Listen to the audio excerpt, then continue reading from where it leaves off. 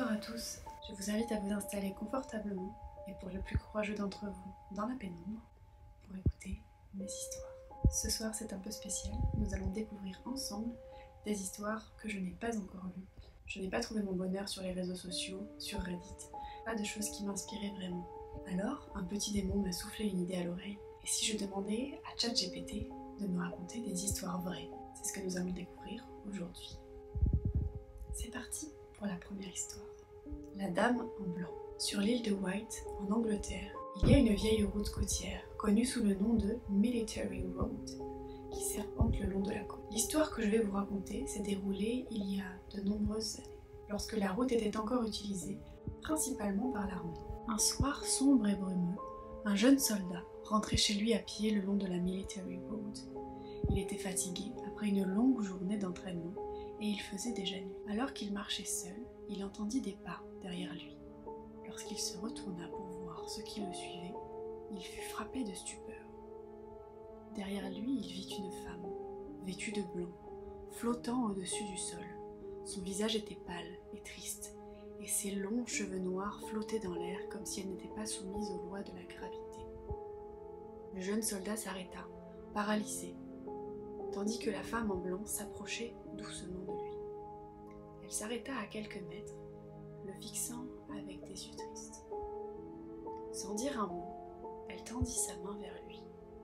Terrifié, le soldat fit demi-tour et se mit à courir aussi vite que possible, ignorant les appels désespérés de la femme en blanc.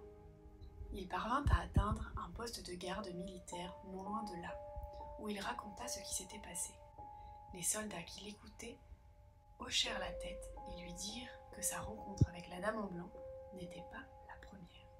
Apparemment, de nombreux soldats avaient vu cette apparition sur la Military Road au fil des ans.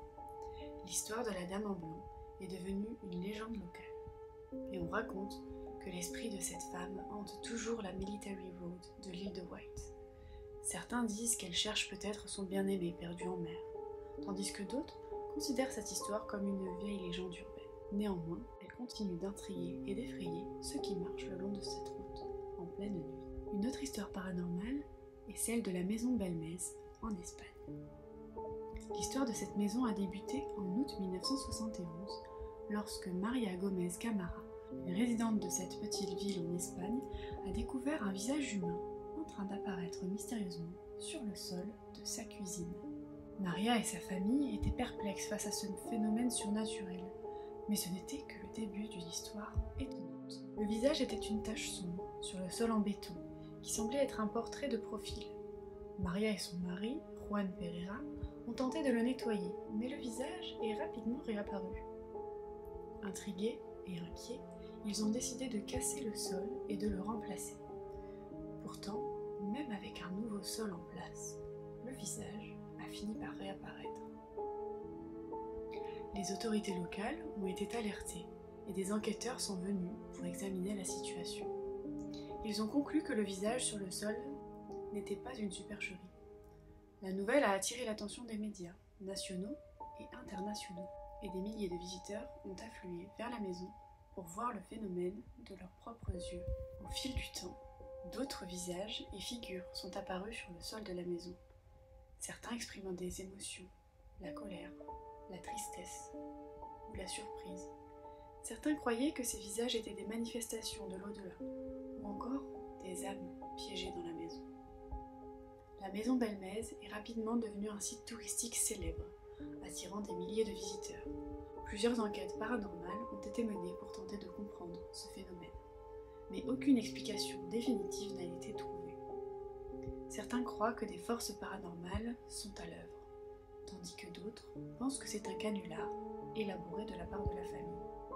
Quelle que soit la vérité, l'histoire de cette maison continue de fasciner et de mystifier les gens du monde entier. N'hésitez pas à me dire ce que vous avez pensé de cette histoire. Je trouve ça plutôt intriguant que des figures puissent apparaître sur les sols d'une maison, malgré un sol cassé, malgré le fait de le nettoyer, que des choses réapparaissent et des visages. Est-ce que c'est de la pareidolie ? Est-ce que c'est autre chose? Des âmes piégées dans la maison? Dites-moi ce que vous pensez de cette histoire. Et n'oubliez pas que sur cette série de vidéos cette année, c'est un like ou un sort. Alors, vous vous savez ce qu'il vous reste à faire pour ne pas finir ensorcelé. Tout de suite, la troisième histoire. Une histoire paranormale longue et bien documentée concerne la maison Borley au Royaume-Uni. La maison Borley, située dans le comté d'Essex en Angleterre, est l'une des histoires de hantise les plus célèbres du Royaume-Uni.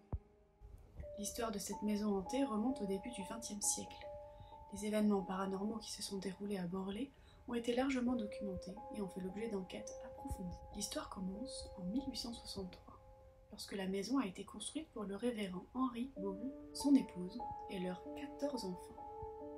Après la mort du révérend Ball, en 1892, la maison est restée inoccupée pendant quelques années, jusqu'à ce que le révérend Harry Ball, son fils, décide d'y habiter en 1928 avec sa famille. C'est à partir de ce moment que des phénomènes étranges ont commencé à se manifester. Les membres de la famille ont signalé des bruits inexpliqués, des objets se déplaçant d'eux-mêmes et des apparitions fantomatiques dans la maison. Les événements paranormaux sont devenus si perturbants que la famille a décidé de faire appel à différents médiums et enquêteurs pour comprendre ce qui se passait. L'un des médiums, Madame Marianne Foyster, qui est devenue locataire de la maison avec son mari, a affirmé avoir été témoin de phénomènes paranormaux terrifiants. Elle prétendait avoir été attaquée par des forces invisibles et avoir été témoin de l'apparition d'une nonne fantomatique. Les phénomènes étranges ont continué à s'intensifier. En 1937, Harry Price, un chasseur de fantômes renommé, a mené une enquête approfondie à Borley. Ses conclusions ont été... En 1937, Harry Price, un chasseur de fantômes renommé, a mené une enquête approfondie à Borley. Ses conclusions ont été publiées dans son livre The Most Haunted House in England, la maison la plus hantée d'Angleterre. Il a affirmé avoir été témoin de phénomènes paranormaux, notamment des sons de cloches invisibles, des écritures murales mystérieuses et des apparitions de fantômes. Il a également suggéré que la nonne fantomatique pourrait être liée à l'histoire de la maison, notamment à un ancien monastère qui se trouvait sur les lieux.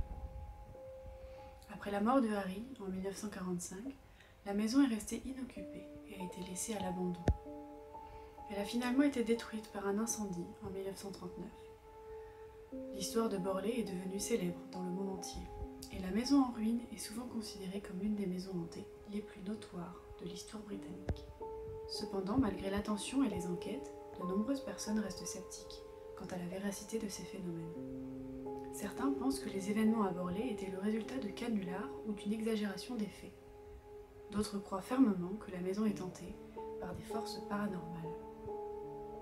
Quelle que soit la vérité, l'histoire de cette maison continue de susciter l'intérêt et le débat sur la réalité des phénomènes paranormaux. N'oubliez pas, vous pouvez m'envoyer vos témoignages paranormaux à l'adresse qui s'affiche à l'écran. Ces derniers seront anonymisés et lus pour le plus grand plaisir de tous ceux qui me regardent. Alors n'hésitez pas à me raconter vos histoires pour que je puisse les partager. L'histoire de la mystérieuse affaire de Tamam Shud remonte à 1948 en Australie, lorsque le corps d'un homme non identifié a été découvert sur la plage de Somerton à Adelaide en Australie du Sud. Ce cas est l'un des mystères non résolus les plus célèbres du pays. Le 1er décembre 1948, un homme a découvert un corps allongé sur la plage. À côté de lui, dans une poche dissimulée de son pantalon, les enquêteurs ont trouvé un morceau de papier plié avec les mots « Tamam Shud » imprimés dessus.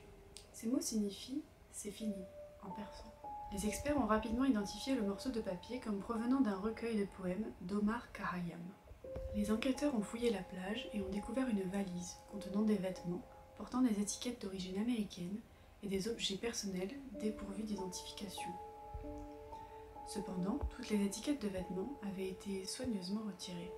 La police a commencé à enquêter sur l'identité de l'homme et a émis l'hypothèse qu'il s'agissait d'un espion, étant donné le contexte de la guerre froide de l'époque. Cependant, malgré les enquêtes approfondies, l'identité de l'homme n'a jamais été établie. Le cas a pris une tournure encore plus mystérieuse lorsqu'un petit rouleau de papier a été découvert caché dans une poche de sa valise. Le message en chiffres et lettres, connu sous le nom de Code de Somerton, n'a jamais été déchiffré, malgré les efforts de nombreux cryptographes et experts en code du monde entier. L'enquête s'est heurtée à de nombreuses pistes sans issue, et l'homme de Somerton est resté non identifié. Sa mort a été classée comme un meurtre non résolu, mais personne n'a jamais été inculpé. L'énigme du Tamam Shud persiste encore aujourd'hui, et de nombreuses théories circulent, de l'espionnage à la vengeance personnelle. Cependant, l'identité de l'homme reste un mystère non résolu qui continue de fasciner les amateurs de mystères non élucidés. Nous avons commencé avec la Dame en blanc, nous allons terminer avec la Dame en noir. Cette histoire se passe à Cannock Chase, encore une fois au Royaume-Uni. Cannock Chase, situé dans le Staffordshire, en Angleterre, est une grande forêt connue pour être le théâtre d'événements paranormaux inexpliqués. L'une des histoires les plus terrifiantes liées à cette région est celle de la Dame en noir.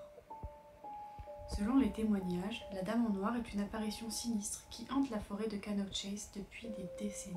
Les premiers rapports de rencontres avec cette entité remontent aux années 1980. Des randonneurs, des résidents locaux et même des enquêteurs paranormaux ont prétendu avoir vu cette mystérieuse femme vêtue de noir avec un visage caché, marchant seule dans la forêt. Ce qui rend cette histoire particulièrement terrifiante, ce sont les rencontres rapprochées. Les témoins ont raconté avoir vu la Dame en noir, de près, parfois à quelques mètres d'eux. Ils décrivent un sentiment de terreur intense lorsqu'ils la croisent. Certains ont également signalé que l'apparition semblait les suivre pendant un certain temps, ce qui a contribué à renforcer leur angoisse. Plus inquiétant encore, des phénomènes de poltergeist ont été signalés en relation avec ces rencontres. Des objets ont été lancés, des bruits étranges ont été entendus et des ombres inexpliquées ont été vues. Certains ont même prétendu que la Dame en noir avait la capacité de se téléporter ou de disparaître instantanément. Malgré de nombreuses enquêtes et des recherches approfondies, personne n'a réussi à expliquer de manière concluante qui ou que serait la Dame en noir de Cannock Chase. Certains la considèrent comme une entité paranormale, tandis que d'autres pensent qu'il pourrait s'agir d'une personne réelle jouant un rôle effrayant. Quelle que soit la vérité sur l'histoire de la Dame en noir, continue de hanter l'imagination de ceux qui explorent la forêt de Cannock Chase. C'est tout pour ce soir. N'hésitez pas à me laisser un commentaire pour me donner vos impressions, vos avis sur ces histoires, vos explications, ou encore pour me dire si cela vous intéresserait que je creuse un petit peu plus l'une de ces histoires pour avoir plus de détails sur l'une d'entre elles. C'est tout pour moi pour ce soir. Vous savez très bien qu'avec cette série de vidéos, c'est un like ou un sort, alors vous savez ce qu'il vous reste à faire. Merci d'avance pour votre soutien. Je vous laisse, je vous dis à la prochaine. Et ne regardez pas derrière vous.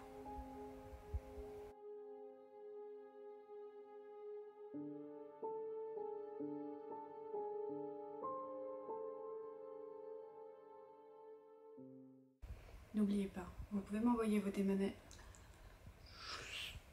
Et de nombreuses théories circulent de l'espionnage, des phénomènes de